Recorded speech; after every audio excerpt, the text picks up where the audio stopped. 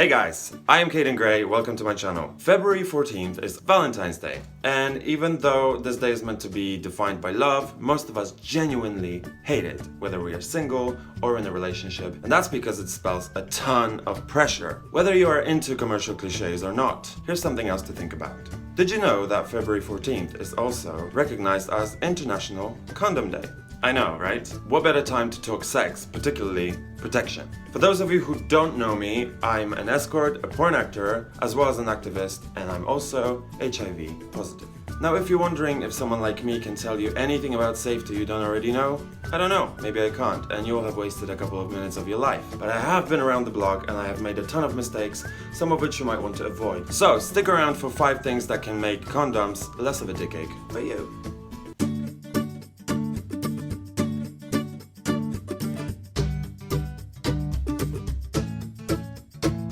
Condoms are world famous for being effective. But if you don't like them, I'm not here to school you and tell you to put it on, motherfucker. Not wearing a condom doesn't make you a bad person. It's very common. In fact, it's so common that it's actually really unsafe. But do we have to wear them? The simple answer is no. No one can force you to wrap up. It's your personal choice. The results of that choice are also going to be all yours. And I think it comes down to how you look at condoms. So I want you to try something.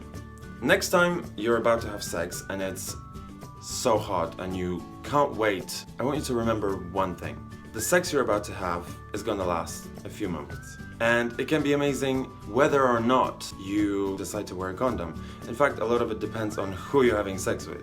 The feeling of personal failure you experience when every itch seems like a symptom because you know you put yourself at risk, that can last a while. And then of course there are some STIs like HIV which just don't go away. Now I know HIV isn't such a big deal anymore because of ART and PrEP, and that is amazing. In fact, saying I'm undetectable or saying I'm negative on PrEP sounds so great that it has actually become a hookup trend. The problem with that though is, how can you tell who's telling the truth? Besides, in case you happen to think that PrEP made condoms irrelevant, HIV really isn't the only thing out there that likes the human body. Chlamydia, gonorrhea, syphilis, HPV, herpes, Shigella, and multiple strains of hepatitis are also really big fans. So I guess the question you need to ask yourself is, do I want to put my well-being into the hands of other people, some of whom I may never meet again? If the answer is no, a condom really is a very good thing to have. Now, one of the reasons I hated condoms when I was younger was that I struggled to put them on, and it was just really awkward and sometimes painful. What no one told me when I was growing up was that condoms actually come in a variety of shapes, sizes, and types. You can even get latex-free condoms for people who are allergic to latex. There's a whole condom world out there. And the truth is, they only really feel okay when they fit. If the condom is too small and you manage to get it on, it will probably feel quite uncomfortable. Too big, it will probably crease, and it may slip off while you're having sex. So, boys, there really is no point pretending that you're when in fact, you might be or let's leave that for Grindr.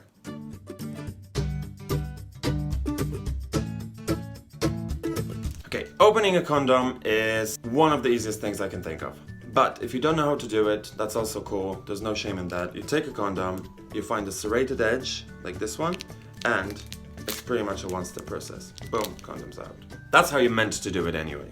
But I know a lot of you probably open your condoms with your mouth. Traditional sex ed sees that as a big no-no. And they do have a point because you can actually damage the condom. But sometimes it just makes sense. Like when your hands are covered in lube or you just can't seem to open it, you're trying to make it quick, the guy's looking at you, it's getting super embarrassing. I get it. If you are going to open the condom with your mouth, make sure you don't do any of this. Or this. No teeth or nails on the condom. You basically need to add an extra step.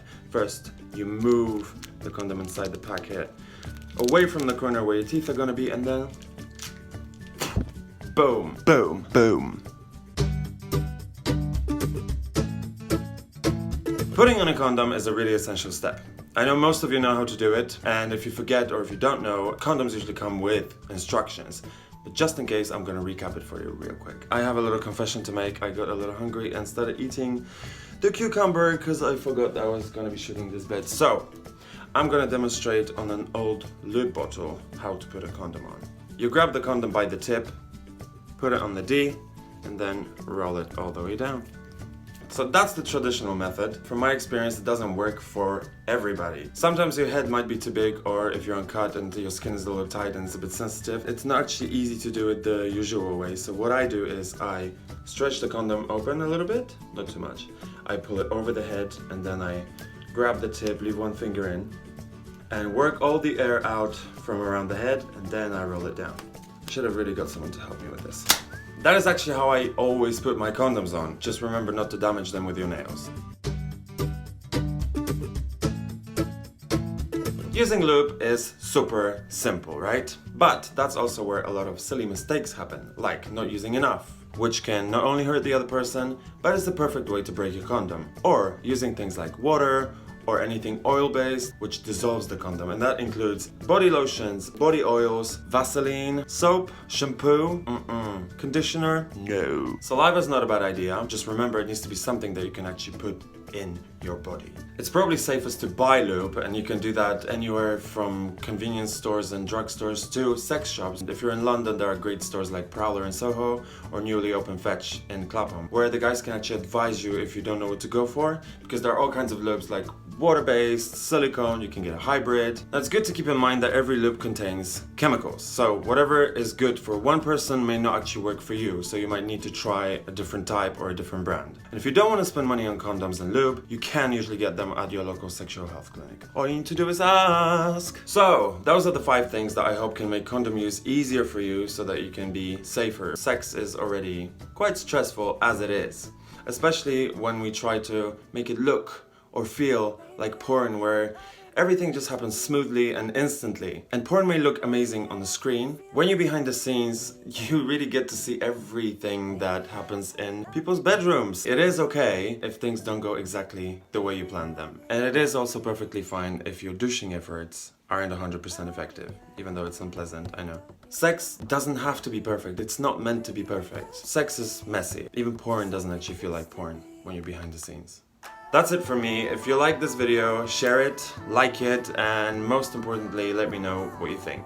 And remember, whoever you are with tonight, whether it's your lover or a fuck buddy, or maybe you'll never see them again, be kind.